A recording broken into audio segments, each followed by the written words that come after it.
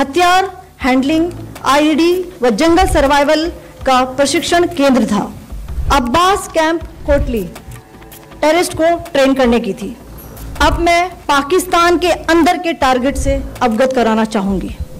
सुप्रभात देवियों और सज्जनों, मैं कर्नल सोफिया कुरैशी और मेरे साथ विंग कमांडर व्योमिका सिंह आज आपको 6 से 7 मई 2025 की रात 1:05 से 1:30 बजे के बीच भारतीय सशस्त्र बलों द्वारा अंजाम दिए गए ऑपरेशन सिंदूर के बारे में जानकारी देंगे।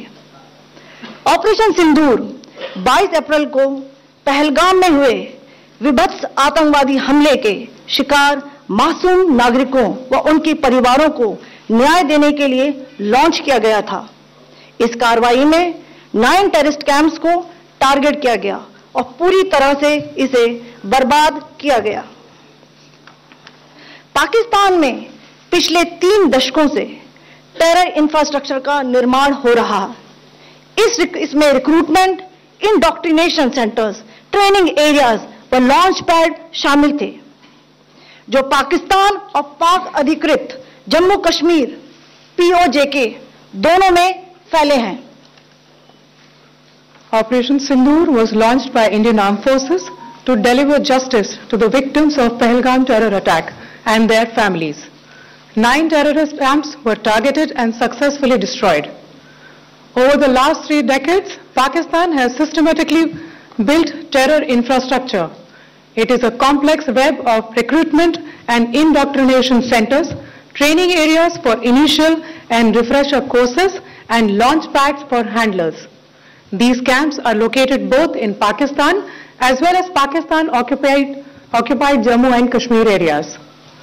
Some of the well-known training camps are located, as you can see on the screen. They are distributed from Savai Nala in the north, counting to approximately 21, ending at Bhagalpur to the south. इन लक्ष्यों का चयन विश्वसनीय intelligence सूचनाओं के आधार पर हुआ ताकि आतंक गतिविधियों की रीढ़ तोड़ी जा सके, और यह खास ध्यान दिया गया कि निर्दोष नागरिकों और सिविलियन इंस्टॉलेशन को नुकसान न पहुंचे। The selection of these targets for Operation Sindoor was based on credible intelligence inputs and role of these facilities in perpetrating the terror activities. The locations were so selected to avoid damage to civilian infrastructures and loss of any civilian lives. This was done with due diligence, and the camps selected for targeting and their engagement will now be shown to you one by one. POJK के target आपको बताना चाहूंगी। सबसे पहले सवाई नाला camp Muzaffarabad, जो कि POJK के लाइन ऑफ कंट्रोल से 30 किलोमीटर दूर है। यह एक लश्कर-ए-तौयबा का ट्रेनिंग सेंटर था।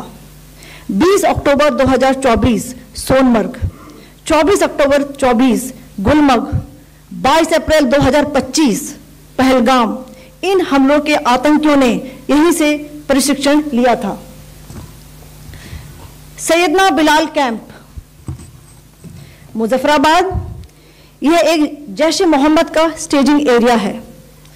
यह हथियार, विस्फोटक और जंगल सर्वाइवल ट्रेनिंग का केंद्र भी था। गुलपुर कैंप कोटली, यह LOC से 30 किलोमीटर दूर था।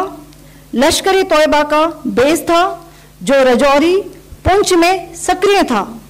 20 अप्रैल 2023 को पुंछ में और 9 जून 2024 को तीर्थ यात्रियों के बस हमले में यहीं से आतंकी को ट्रेन किया गया था।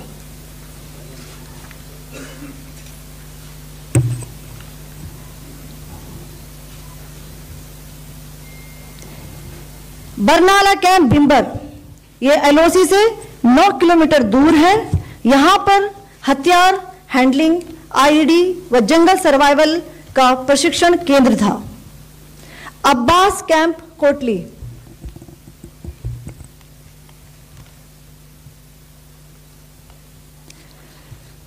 यह LOC से 13 किलोमीटर दूर है। लश्कर-ए-तौयबा का फिदाइन यहां तैयार होता था।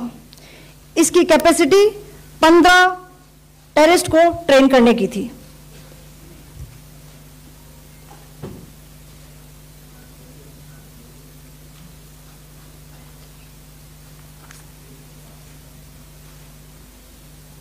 अब मैं पाकिस्तान के अंदर के टारगेट से अवगत कराना चाहूंगी।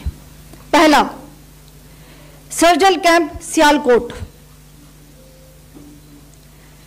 यह अंतर्राष्ट्रीय सीमा से 6 किलोमीटर की दूरी पर है, साबा कटवा के सामने।